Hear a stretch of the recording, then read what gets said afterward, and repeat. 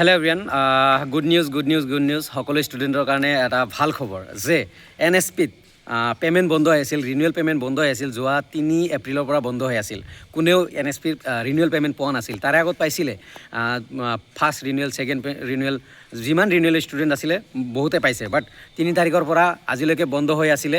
চ' সেই বন্ধ থকা প্ৰচেছটো এগেইন ষ্টাৰ্ট হৈছে। আজি NEC স্কলাৰশ্বিপ UG হওক PG হওক দুয়োটাৰে ইতিমধ্যে পে'মেণ্ট ষ্টাৰ্ট হৈ গৈছে, পে'মেণ্ট সোমোৱা ষ্টাৰ্ট হৈ গৈছে।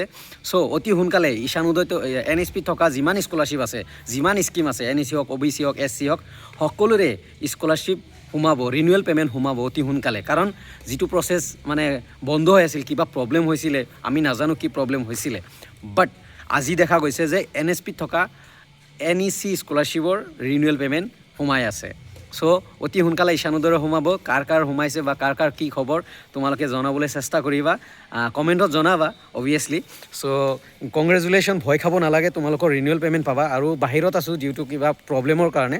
চ' সেইকাৰণে অতি সোনকালে লগ পাম বা লাইভ ছেকশ্যনত লাইভ যাবলৈ চেষ্টা কৰিম, ডিছকাছ কৰিবলৈ চেষ্টা কৰিম। চ' বেষ্ট উইচেছ থাকিল, ভয় খাব নালাগে, পে'মেণ্ট সোমাব।